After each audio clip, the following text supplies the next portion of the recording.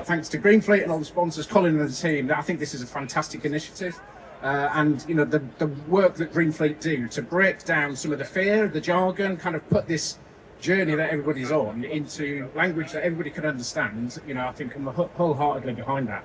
The reasons for why I don't think have changed, but clearly the world has changed in those 20 odd years. It was 2011 when I joined what was then the Office for Low Emission Vehicles. We were counting the sales of electric cars in their tens on a little graph on the wall. You know, we've got 1.5 million now. I think it's important that we use that learning and bring it into the commercial vehicle sense. But the question why? Let me put a slightly different perspective onto it than we normally talk about. So climate change is a thing that's happening. Our climate is changing all around us, and that comes with a cost of adapting our infrastructure, our buildings, our ways of life. So given that, the imperative, as well as the environment, is also a cost. The quicker we get a grip on all of this, the cheaper it will be to adapt so that we can continue to live the rewarding lives that we do. In transport, I think we have the benefit that a lot of the technologies that we need to decarbonise, we're aware of, are readily available, and actually, if used in the right way, can improve the performance and the efficiency of the transport network, which is another prize for us to get. But let's put it into today's context. Growth. The government has a mission to deliver clean energy, make the UK a clean energy superpower by 2030, using homegrown renewable energy to fully fuel transport for the future, but not that far ahead in the future, not 20 years in the future, now, right? We can get on and start this big transition for commercial vehicles, which will take some time. It's not going to happen all overnight, but we can start that now. And that brings with it a huge number of benefits for health, for the economy, for jobs, but also for people's day-to-day lives. Absolutely right. I think you touched on a really important aspect for the commercial sector, which is money. You know, if it makes financial sense, this market will move. The other key thing that I think is it's the law now. You know, we and actually in post the Road to Zero strategy, which already set out that agenda to move us forward, we, UK, signed up to a net zero target in 2050, and that is the law. But it's a journey to get there. And I guess one of the things that I wanted to touch on is, what about that policy journey? We've got a ZEV mandate, and we've actually got the requirement for the cars and vans to change to a zero emission. But in the commercial vehicle sector, whether it's buses, whether it's coaches, trucks, off-road machinery, we don't yet have those policy regulations. We've got aspirations, and where are you actually on that journey of sort of moving that agenda? Because the things that will move this market are money and the law, and really those are the two big games in town. Gosh, let's start chatting about that by looking back to electric cars. While we were all counting electric cars and their sales in tens, maybe 20s, all of a sudden buses came along, and buses presented a different proposition commercially to a lot of operators at the time, and we suddenly thought, gosh, we need to start counting these electric buses. Because they actually sprung ahead in terms of the transition of that fleet and sales. And I think you're absolutely right. When we look at what's going to drive the transition, it's different for commercial vehicles compared to private cars. Okay? As soon as that business equation makes commercial sense, then why would anybody not do it? So I think we're very aware of that, I would say, and government is very aware. The Department of Transport is very aware of the difference between the commercial vehicle market and the private passenger car market. So in terms of kind of dates, the trajectory, the length of the journey, I think we're still looking to 2050 for the economy as a whole. We absolutely are. That is in law. To do that, then transport is an early leader, if you like. Power has already gone. Transport, the largest emitter today, but with the technologies that are now becoming increasingly commercially viable, through the 2030s, you're going to see a rapid transition, a rapid reduction in carbon. Commercial vehicles have a big role to play in that, and I'm sure that they can, even if it feels now, sometimes you look around, and if you're an operator or a fleet manager, wherever you go, oh gosh, there's so many options, so many choices, I don't quite know what to do yet. I think the way ahead is beginning to become a little less foggy. I think you're absolutely right, but yeah, it's a really interesting futures that we have in front of us. I think you mentioned buses, which I think is a great example, and I think that again it plays to this narrative of a journey. You and I were there, and we went through the low carbon bus, which was sort of hybridization, maybe a 20% reduction in carbon from the same technology with a bit of electric on it. We then had a lot of focus on biomethane in buses and low carbon fuels, and I think, if you like, buses have gone on a very short journey, very rapidly through that fuel technology and ultimately to a zero emission, which is what we're seeing now at probably 50% of the market. How do you see the time frames for that transition in perhaps the heavy truck sector? Because we're seeing right now, I think 95% of trucks sold last year were diesel.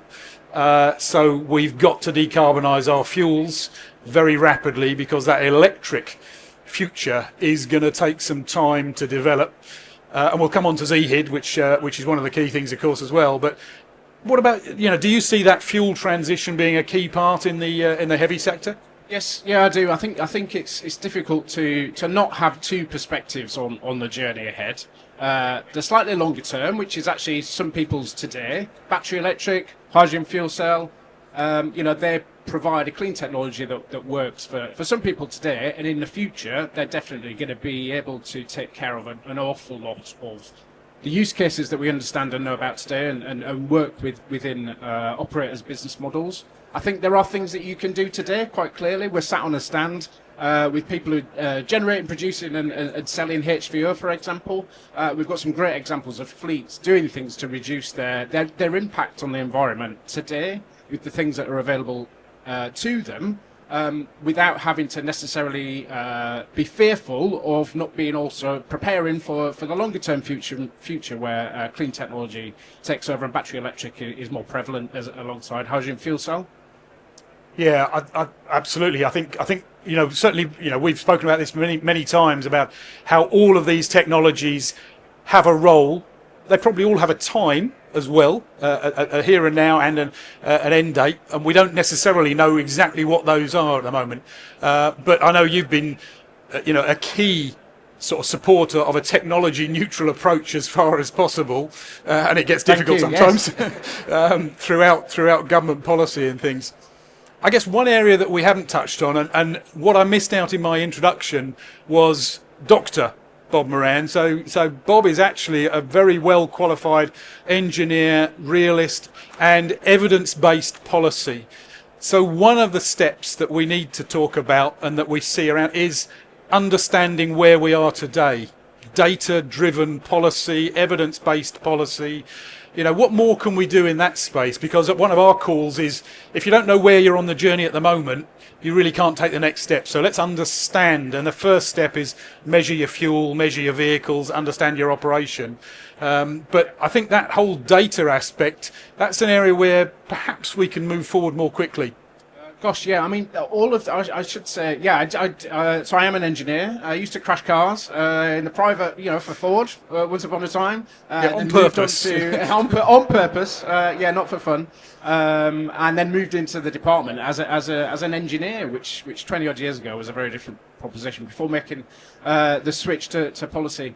I would say all of the policy around zero emission vehicles right now is evidence driven.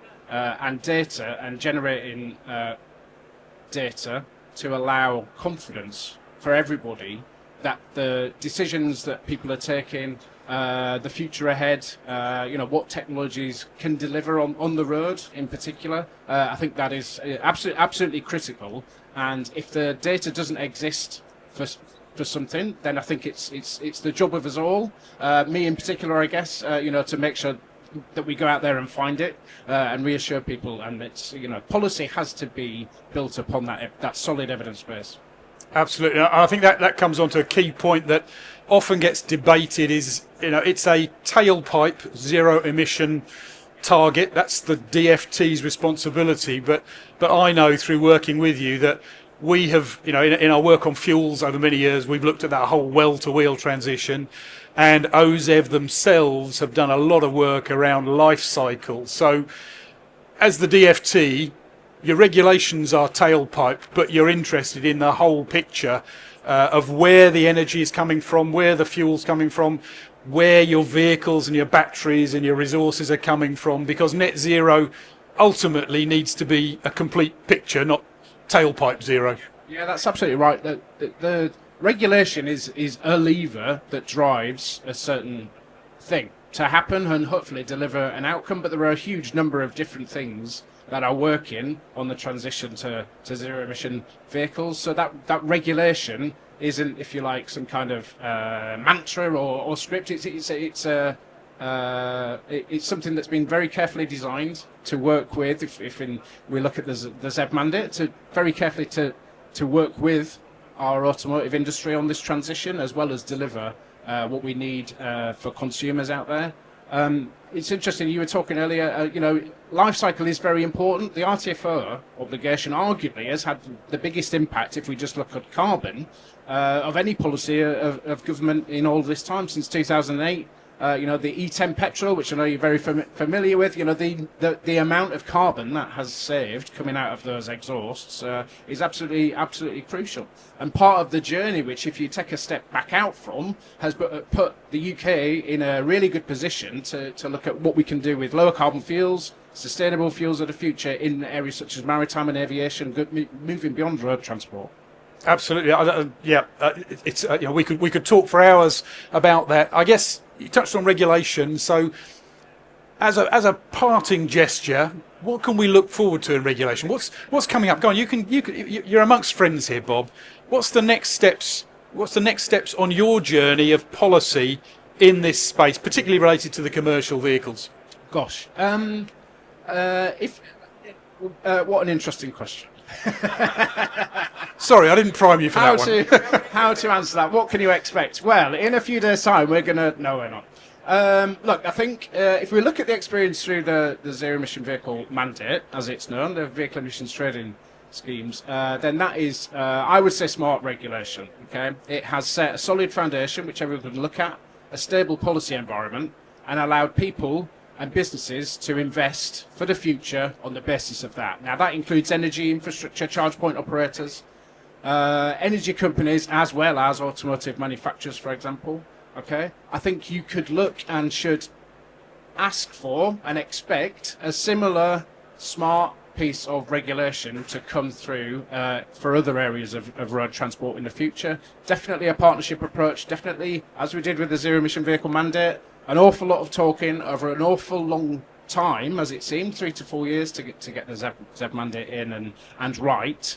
And that's a dialogue that never stops, as we will have seen already this year. So I think when we look at all of transport, we're looking at fuels regulations in aviation and in maritime. So I think it would be wrong to suggest commercial vehicle world shouldn't anticipate something. That's not an announcement. I've got no policy commitment to anything here right now, okay? But that would not be a surprise to me. I think what you should expect and rely upon alongside that is a continuing dialogue and a continuing engagement and a partnership approach for everybody to make sure that on this journey we're doing it together and making a success of it. Brilliant. I agree that that's not a policy announcement, but quite frankly, there's going to be a ZEV mandate for trucks. It's got to happen, hasn't it, Bob? I said it, not you. So, last question for you, Bob. We've got a captive audience here. They're all at different stages on this decarbonisation journey. What one or possibly two, I'll give you 2 bits of advice, would you give operators who are looking at this now and saying, where do I start? Have you got any sort of, is it come and talk to government and tell us where you're at? I might be controversial or not and say not necessarily government, but I would say ask the questions, but please do not be scared, okay? Change is happening. Change in transport happens every day, all of the time. Transport is evolving and getting better. This is the transition to decarbonisation, net zero is happening, but as I said, it's not right for everybody today or tomorrow. So please do not fear that. Okay, ask questions, use resources like GreenFleet. Come to this show, ask people, government if you want, but there's plenty of people who will be able to talk you through whatever fears, questions you've got, and hopefully put you at ease. I genuinely feel that this change will be for the better long term, and that with the amount of time that we've got to do it shouldn't catch anybody out. I think that's probably the message that I would say. There's no need for anybody to be caught out. We have all got plenty of time to do this, so keep asking the questions, and please don't be scared. Brilliant. I think I'm going to encapsulate that in a little nugget, and excuse me, Bob, but I think there is a bit of uncertainty, but what we need to do is to understand uncertainty, but be scared of stupidity. And if you see stupidity in policy, be scared of that, I would say. Certainly not any stupidity from the policy you've developed over the years, Bob. Thank you so much for your time with us. It's been really good to talk to you again, and I'm sure we will keep this conversation going. Thank you very much indeed, Bob. Thanks, Andy. Thanks, GreenFleet.